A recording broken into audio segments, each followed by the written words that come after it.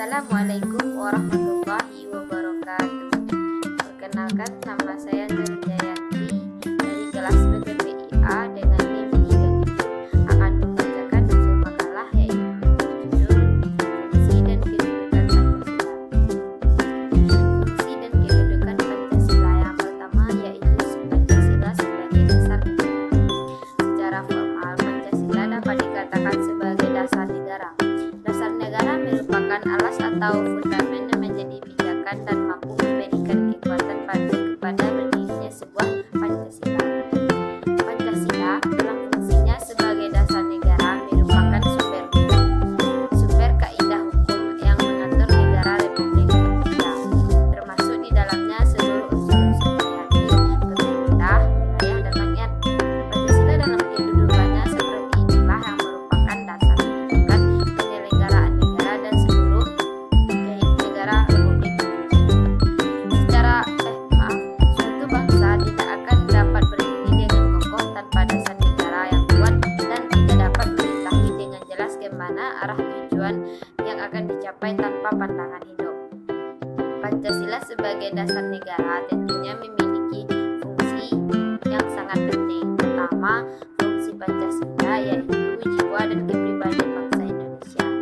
Artinya, Pancasila bersama dengan lahirnya bangsa Indonesia dan merupakan ciri khas bangsa Indonesia dalam sikap mental maupun tekniknya. Yang kedua, perjanjian luhur yaitu Pancasila telah disepakati secara nasional sebagai dasar negara pada tanggal 18 Agustus 1945 melalui sidang PPKI yaitu Panitia Persiapan Kemerdekaan Indonesia. Yang ketiga, sumber dari segala sumber tertib hukum, artinya bahwa segala peraturan perundang-undangan yang berlaku di Indonesia harus bersumberkan Pancasila atau tidak bertentangan dengan Pancasila.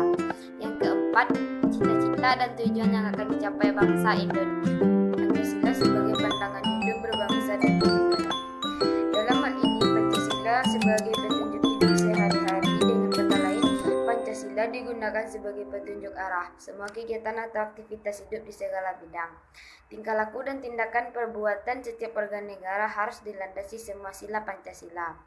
Karena Pancasila adalah satu kesatuan dan tidak dapat dipisahkan dari satu dengan yang lainnya.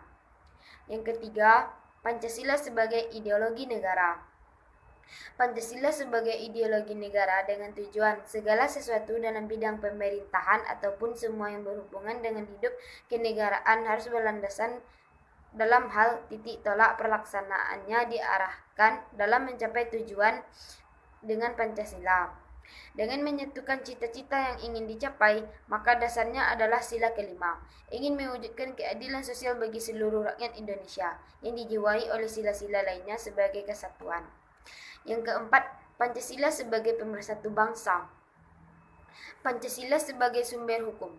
Sumber hukum di sini maksudnya ialah Pancasila sebagai pembentuk hukum di Indonesia mengambil atau menerima unsur dasar yang diperlukan untuk tugasnya itu dan untuk merupakan tempat menemukan ketentuan yang akan menjadi sisi dari peraturan hukum yang akan dibuat, serta sebagai dasar untuk menguji apakah isi satuan peraturan hukum yang berlaku sungguh-sungguh merupakan suatu hukum yang mengarah pada tujuan hukum negara kesatuan Republik Indonesia. Adapun maksud dari isi dari pernyataan di atas ialah yang pertama, Proklamasi Kemerdekaan 17 Agustus 1945. Yang kedua, Dekret 5 Juli 1959. Yang ketiga, Undang-Undang Proklamasi. Dan yang keempat ialah Surat Perintah Proklamasi. Yang kelima, fungsi dan kedudukan Pancasila sebagai kepribadian bangsa Indonesia. Pancasila dalam pengertian ini adalah bahwa sikap, tingkah laku, dan perbuatan bangsa Indonesia merupakan ciri khas, artinya dapat dibedakan dengan bangsa lain, dan kepribadian bangsa Indonesia adalah Pancasila. Hanya itu yang dapat saya sampaikan dari presentasi saya pada hari ini, dan jika ada kesalahan kata ataupun perbuatan, saya mohon maaf. Kepada Tuhan saya minta ampun, dan kepada pendengar saya mohon maaf. Assalamualaikum warahmatullahi wabarakatuh.